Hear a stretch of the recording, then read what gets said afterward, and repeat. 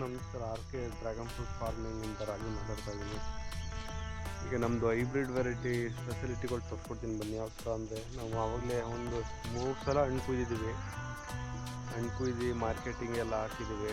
ಮತ್ತು ಯಾವ ಥರ ಓಪನ್ ಆಗ್ತದೆ, ಯಾವ ಥರ ಕಾಯಿದೆ ಅಂತ ತೋರಿಸ್ಕೊಡ್ತೀನಿ ಬನ್ನಿ. ನೋಡಿ, ಇದು ಸ್ಟಾರ್ಟಿಂಗ್ ಇವಾಗ ಓಪನ್ ಆಗ್ತಾರ ಬೋಲ್ಟು. ಇದು ಮೀಡಿಯಮಾಗಿ ಓಪನ್ ಆಗಿರೋದು. ನೋಡಿ, ಫುಲ್ಲು ಅರಳಿರೋದು. ಹಿಂಗೆ ಬಂದರೆ ಕಾಯಿ ಕಚ್ಚಿರೋದು. ಇದು ಬಂದು ಕಾಯಿ ಆಗ್ತಾ ಇರೋದು ಅವಾಗಲೇ. ಎಷ್ಟು ಹೂವು ಬರ್ತವೆ ಅಂದರೆ ನಿಮ್ಗೆ ಅವಾಯ್ಡ್ ಮಾಡೋಕ್ಕಾಗಲ್ಲ. ಇಲ್ಲಿ ನೋಡಿ, ಈ ಥರ ಹೈಬ್ರಿಡ್ ವೆರೈಟಿಲಿ ಹೂವು ಬರ್ತಾನೆ ಇರ್ತವೆ. ತುಂಬ ಹೂವು ಬರ್ತವೆ. ಎಷ್ಟು ಬರ್ತವೆ ಅಂದರೆ ಒಂದು ದಿನಕ್ಕೆ ಒಂದು ಗಿಡಕ್ಕೆ ಒಂದು 15ರಿಂದ 20 ಹೂವು ಬಂದೇ ಬರ್ತವೆ. ಇಲ್ಲಿ ನೋಡಿ, ಇತ್ಲಾಗಲೇ ಒಂದು 2 ಹಣ್ಣು ಕುಯ್ದಿದ್ದೀವಿ. ನೋಡಿ, 3 ಹೂವು ಇದೆ. ಇಲ್ಲೊಂದು 2 ಇದೆ. 2 ಅರಳಿದೆ ಆಗಲೇ. ನೋಡಿ, 2 ಫೇಲ್ ಆಗಿದೆ. ಈ ಥರ ತುಂಬ ಹೂವುಗಳು ಬರ್ತಾನೆ ಇದ್ದಾವೆ. ಇದರಲ್ಲಿ ಆಗಲೇ 2 ಬ್ಯಾಚ್ ಕುಯ್ದಿದ್ದೀವಿ ಹಣ್ಣ. ಹಂಗಾದ್ರೂ ತುಂಬ ಬರ್ತಾನೆ ಇದ್ದಾವೆ. ನೋಡಿ,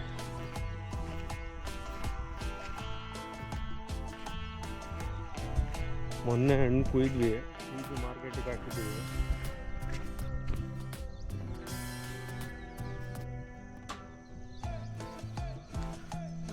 ಮೊನ್ನೆ ಹಣ್ಣು ಕುಯ್ದು ಮಾರ್ಕೆಟಿಗೆ ಹಾಕಿದ್ದೀವಿ. ಆಗಲೇ ನೋಡಿ, ಇದು ಕಲರ್ ಆಗಿದೆ.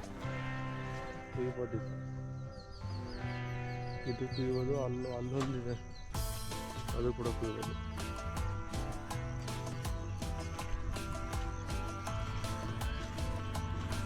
ಯಾವ ರೀತಿ ಬರ್ತಾಯಿದೆ ಹೈಬ್ರಿಡ್ ವೆರೈಟಿ ಸಯಾನಾ ಪಿಂಕ್ ಅಂತ ನಮ್ಮ ವೆರೈಟಿ.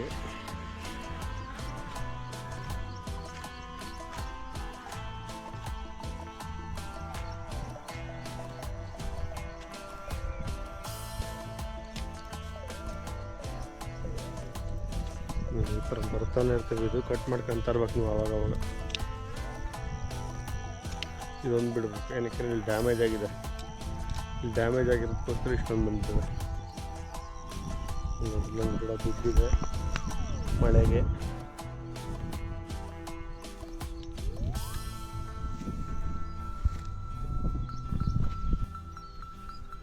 ತುಂಬ ಹೂವು ಬರ್ತಾನೆ ಇರುತ್ತೆ. ನಾವು ಒಂದು ಬ್ಯಾಚ್ ಕುಯ್ತಾ ಇದ್ದಂಗೆ ಮತ್ತು ಹೂವು ಸ್ಟಾರ್ಟ್ ಆಗ್ತಾ ಇರುತ್ತೆ, ಮತ್ತೆ ಹೋಗ್ತಾ ಇರುತ್ತೆ. ಯಾವುದೇ ಲೈನಲ್ಲೂ ಕೂಡ ಖಾಲಿ ಇಲ್ಲ. ನೋಡಿ, ಯಾವುದೇ ಒಂದು ಲೈನ್ ನೋಡಿದ್ರು ನೀವು ಫುಲ್ ಗಿಡ ತುಂಬ ಹೂವು ಮತ್ತು ಮೊಗ್ಗು ಕಾಯಿ ಇದ್ದೇ ಇದೆ. ನೋಡಿ,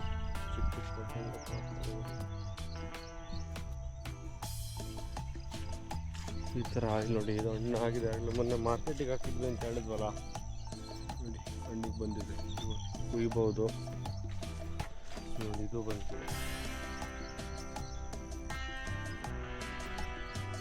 ಒಂದು ಗಿಡಕ್ಕೆ ಮೊನ್ನೆ ಒಂದು 3 ಹಣ್ಣಷ್ಟೇ ಕುಯ್ದು ಮಾರ್ಕೆಟಿಗೆ ಹಾಕಿದ್ವಿ.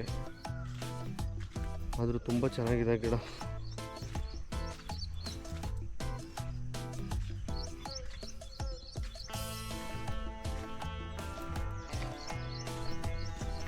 ನಿಮಗೆ ಜಾಗ ಇದ್ರೆ ಈ ಥರ ಮಾಡ್ಕೊಬೋದು. ನಾವು ನೋಡಿ, ಕಡಲೆಕಾಯಿ ಹಾಕಿದ್ವಿ. ಈ ಗಿಡಕ್ಕಿಂತ ಹೈಟ್ ಆಗೋದು ಏನು ಬೇಕಾದರೂ ಹಾಕೊಬೋದು. ಆದರೆ ಈ ಗಿಡಕ್ಕಿಂತ ಹೈಟ್ ಆಗೋದು ಹಾಕ್ಬಾರ್ದು. ಅದಕ್ಕಿಂತ ನೆರಳಾದರೆ ಅಷ್ಟೊಂದು ಚೆನ್ನಾಗಿ ಬರಲ್ಲ ಗಿಡ.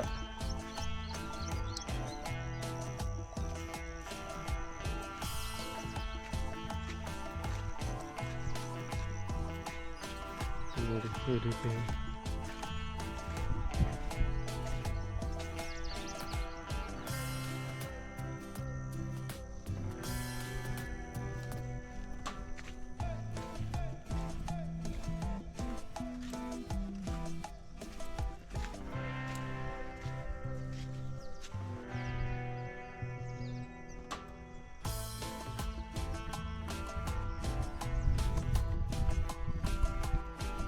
ನೋಡಿ, ಹಣ್ಣೆಲ್ಲ ಆಲ್ಮೋಸ್ಟ್ ಒಂದು ಅರ್ಧ kg ಮೇಲೆ ಬರುತ್ತೆ. ಫಸ್ಟ್ ಒಂದು ಸ್ಟಾರ್ಟಿಂಗ್ ನಿಮಗೆ 400-500 ಗ್ರಾಮ್ ಬರುತ್ತೆ. ಈ ಥರ ನಿಮ್ಗೆ ಹೋಗ್ತಾ ಜಾಸ್ತಿ ತೂಕ ಆಗುತ್ತೆ. ಯಾವ ರೀತಿ ಇಲ್ಲೆಲ್ಲ ನೋಡಿ, ಇದು ಹಣ್ಣು ಕಟ್ ಮಾಡಿರೋದು ಅವಾಗಲೇ.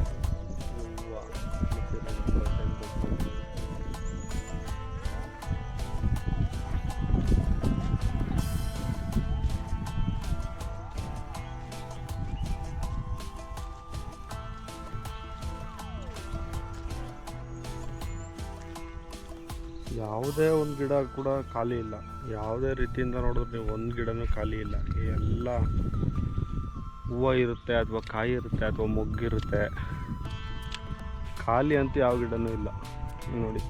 ಇದು ನನಗೆ ಹೋದ ವಾರ ಎಲ್ಲ ಖಾಲಿ ಅನ್ನಿಸ್ತಾ ಇತ್ತು. ನೋಡಿ ನೋಡಿ ಅಲ್ಲೊಂದು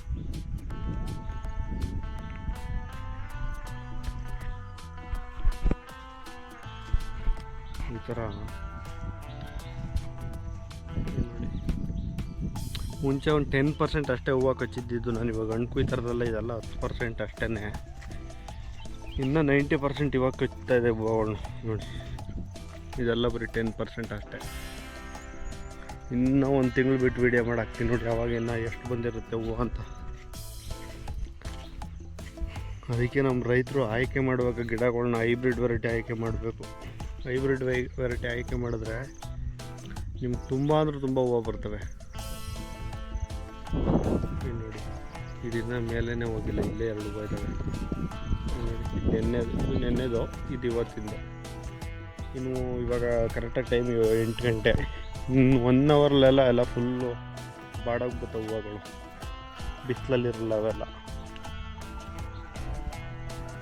ಇಲ್ಲಿ ನೋಡಿ 1 2 3 4 ಈ ಥರ ತುಂಬ ಅಂದ್ರೆ ತುಂಬ ಬರ್ತದೆ. ಎಷ್ಟು ಅಂದರೆ ನಾವೇ ಕಿತ್ತಾಕಬೇಕು. ಈ ಕಡ್ಡಿಗೆ ಹೂವು ಜಾಸ್ತಿ ಆಯಿತು ಅಂತ ಆ ಥರ ಬರ್ತಾಯಿದ್ದಾವೆ. ಅದು ಕೀಳಲ್ಲ. ನೋಡೋಣ ಎಷ್ಟು ದಪ್ಪ ಬರ್ತವೆ, ಏನು ಸೈಜ್ ಬರ್ತವೆ ಅಂತ. ಆಲ್ಮೋಸ್ಟ್ ಈ ಜಮೀನಲ್ಲಿ ಕುಯ್ದಿದ್ದೀವಿ. 900 ಗ್ರಾಮ್ ಬಂದಿತ್ತು ಒಂದು ಹಣ್ಣು. ಕಳೆ ಒಳಗಡೆನೂ ಹೂವು. ಇದು ಹಣ್ಣಾದರೂ ಕಾಣಿಸಲ್ಲ, ಇದು ಕಾಣಿಸಲ್ಲ. ಇನ್ನೊಂದು ಇದೆ ನೋಡಿ, ಇದು ಕಾಣಿಸಲ್ಲ ಹಣ್ಣಾದರೆ.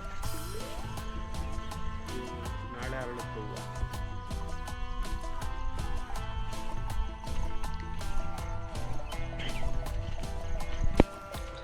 ನಾನು ಇಷ್ಟೊಂದು ಎಕ್ಸ್ಪೆಕ್ಟ್ ಮಾಡಿರಲಿಲ್ಲ ಈ ವರ್ಷ. ಈ ಗಿಡದಲ್ಲಿ ಭಾಳ ಚೆನ್ನಾಗಿ ಬಂದಿದೆ. ನೋಡೋಣ ಮುಂದೆ ಏನಾಗುತ್ತೆ ಅಂತ.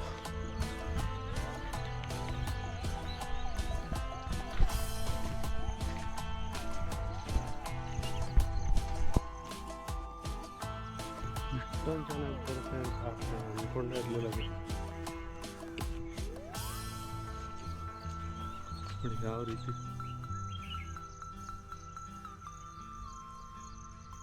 ನೋಡಿ. ಇದೆಲ್ಲ ಅಪ್ಕಮಿಂಗ್ ಬ್ರಾಂಚ್ಗಳು. ಈಗ ಇದು ಇನ್ನೂ ಒಂದು 2 ತಿಂಗಳ ಫುಲ್ ಮೇಲೆ ಬರುತ್ತೆ. ನೆಕ್ಸ್ಟ್ ಹೂವು ಬಿಡೋ ಚಾನ್ಸ್ ಇದೆ. ಇದು ಈ ವರ್ಷನೇ ಒಂದು 2-3 ತಿಂಗಳಿಗೆ ಹೂವು ಬಿಡೋ ಚಾನ್ಸ್ ಇದೆ. ಅದರಲ್ಲಿ ಇದಕ್ಕೇನು ಕೆಮಿಕಲ್ ಹಾಕಿಲ್ಲ, ಜಾಸ್ತಿ ಕೆಮಿಕಲ್ ಎಂಥದ್ದು ಕೂಡ ಹಾಕಿಲ್ಲ. ಇವಾಗ ಇರುವೆದು ಅಂದ್ಬಿಟ್ಟು ಇದು ನೋಡಿದ್ವಿ, ಬೇವಿನ ಎಣ್ಣೆ ನೋಡಿದ್ವಿ. ಬೇವಿನ ಎಣ್ಣೆ ಸಿಗಲಿಲ್ಲ. ಅದಕ್ಕೋಸ್ಕರ ಒಂಚೂರು ಕ್ಲೋರೋಪರಿಪಾಸ್ ಹೊಡ್ಸಿದ್ದೀವಿ ನೋಡಿ. ಈ ಥರ ಇರುವೆಗಳು ಇರ್ತವೆ. ಆ ಇರುವೆಗೋಸ್ಕರ ಒಂಚೂರು ಕ್ಲೋರೋಪರಿಪಾಸ್ ಹೊಡ್ಸಿದ್ದೀವಿ. ನೆಕ್ಸ್ಟು ಬೇವಿನ ಎಣ್ಣೆ ಹುಡುಕ್ತಾ ಇದ್ದೀವಿ, ಔಷಧಿ ಹೊಡಿಬಾರ್ದು ಅಂತ. ಬೇವಿನ ಎಣ್ಣೆ ಸಿಕ್ಕಿದ್ರೆ ನಮ್ಗೆ ಇನ್ನೂ ಬೆಸ್ಟ್ ನೋಡಿ. ಈ ರೀತಿ ಇರುವೆ ಇರ್ತವೆ ಅಂದ್ಬಿಟ್ಟು ನೋಡಿ. ಇದರಲ್ಲೂ ಹೆಂಗಿದೆ